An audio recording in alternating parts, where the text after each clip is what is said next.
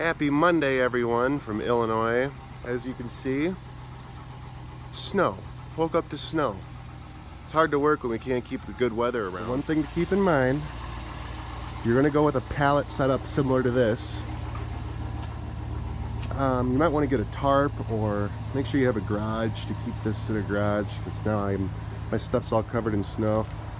It's not the end of the world, but I'd rather not have this stuff all in snow and freezing. It's really not that cold, it's just the conditions caused it to snow.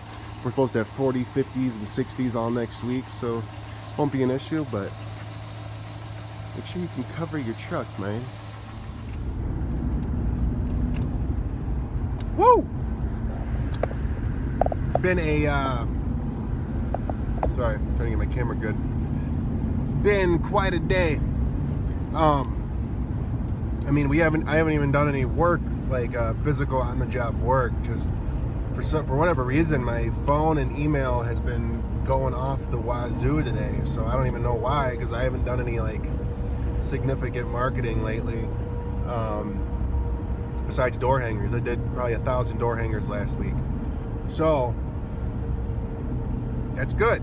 Anyway, my last video yesterday.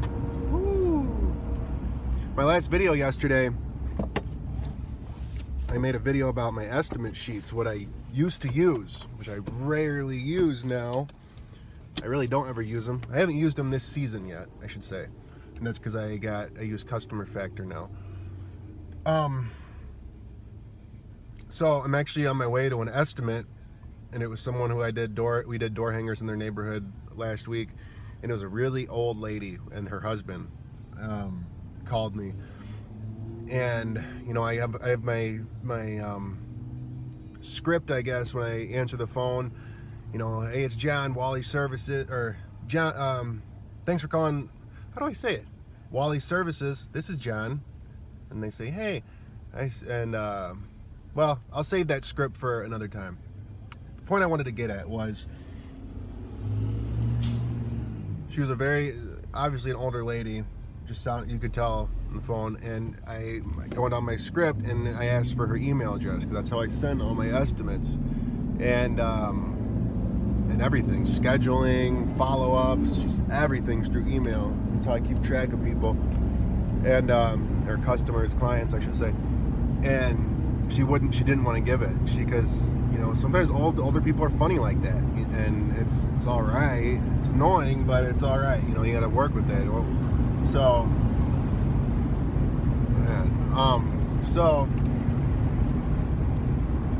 yeah, she doesn't want to give up her email. So I said, you know, that's not a problem. I can understand. I just wanted to assure you, you know, we don't send any junk mail or anything like that.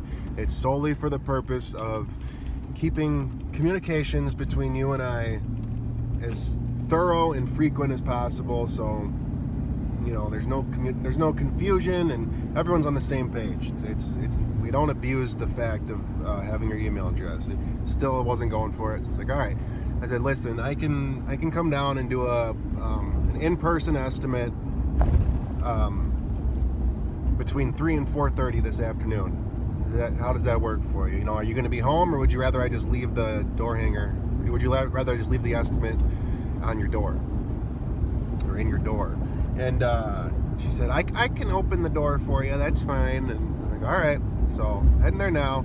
I'm going to use my estimate sheet that I made a video yesterday, and if you haven't seen it, search my videos,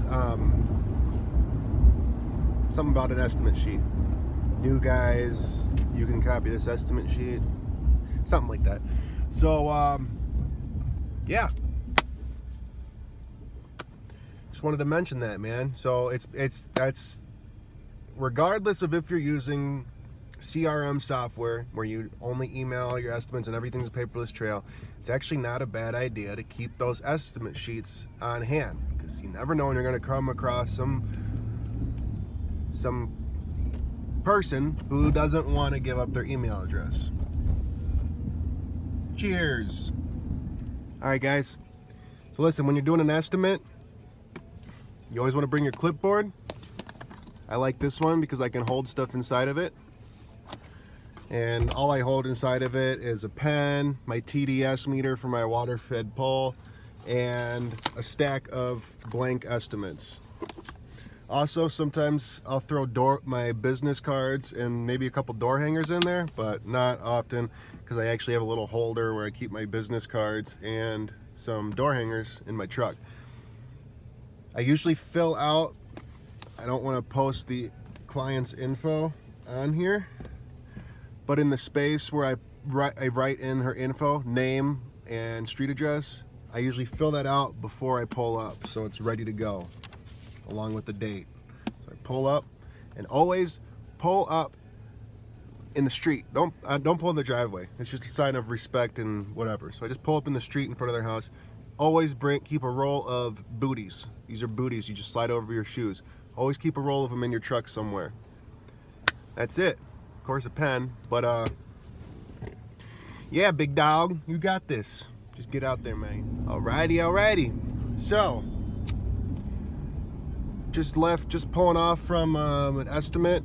It was the older couple I was talking about, and they don't want to do email. Turned out to be a super nice couple. You know, it's not their fault. They're just kind of left behind in the times. You know, we grew up with all this crazy technology, and they don't even know how to use email. So just kind of puts things into perspective, you know. This house, just so you have an idea, had 17 double hung windows and 11, 12, 13 little decorative windows on top of the double hung windows. I charged $249 in and out.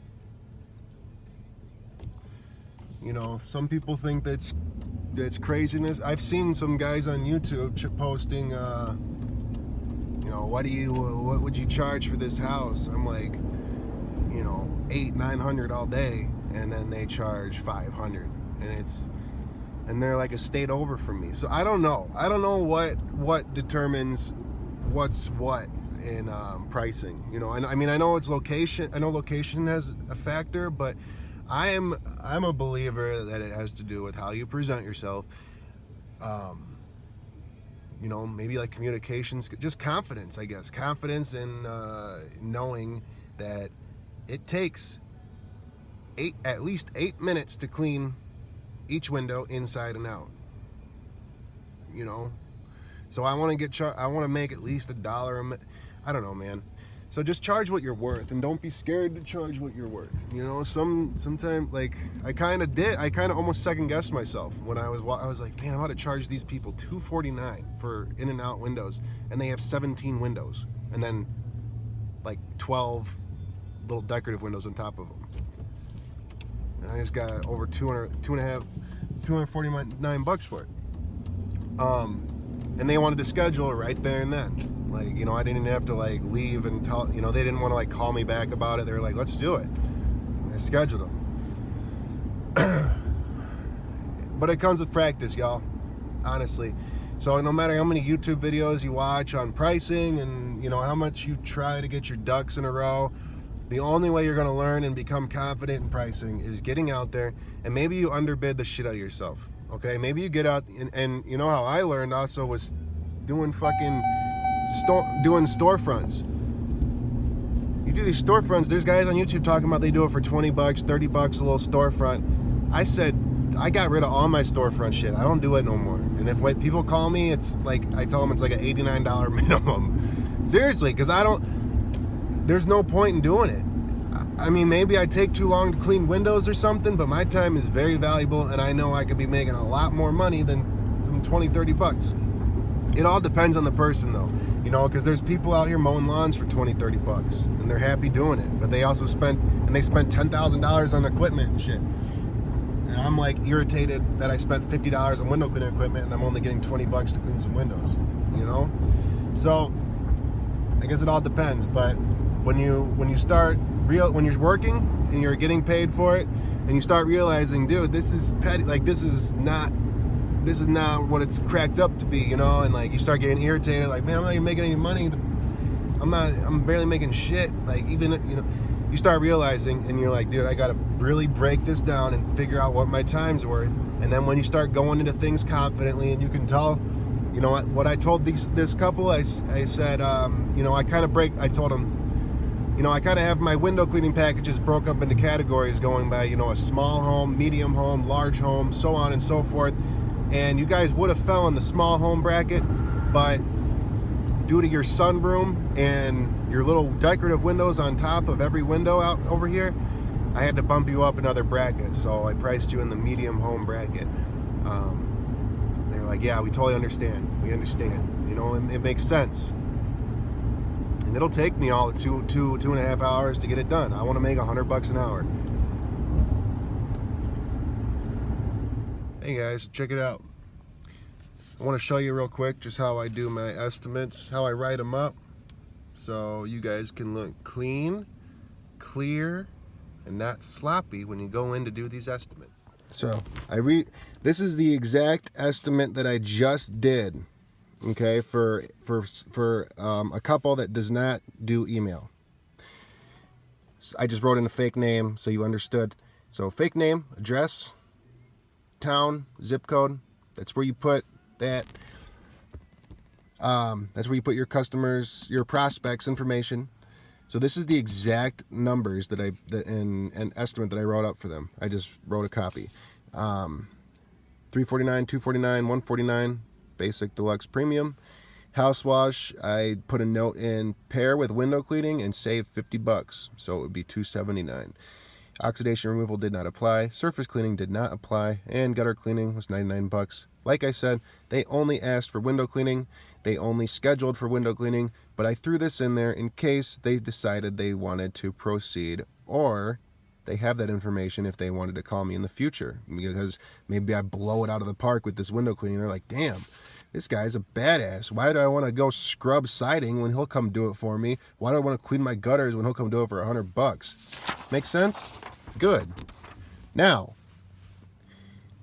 here's a little chart. I also drew this up for you. Isn't that nice? This is just rough draft stuff. See how clean this is? You want to bring a yellow notepad when you do your estimates. And sorry, I just got a text message. You want to be jotting stuff down. So I just got a phone call and ruined my video.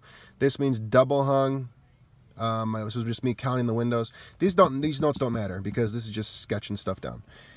Regardless, what I did is I came up with 22 windows.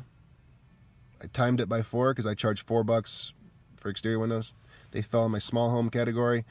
But then I added their little decorative windows, which came up to like 20 or 21, and I timed it by 5 because I just charged $5 in and out because there's no screens or anything to worry about.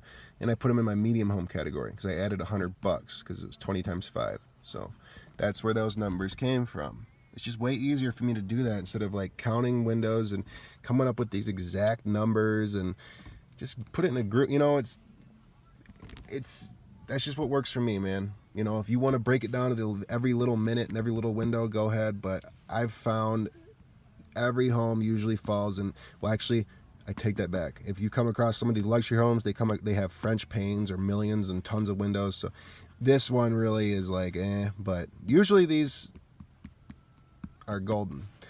All right, hey, listen, you guys freaking rock. Thanks for watching. Thanks for the support. Drop a comment. Hit me up if you need any help. If you got something, I just drew on myself, I think. If you got something that's bugging you or whatever, let me know where you're at in your business, or if you've even made a move. Just go get you some business cards, man, and just start making moves. Start making moves. Get your feet on the ground. Get out there. Do what you got to do. Peace.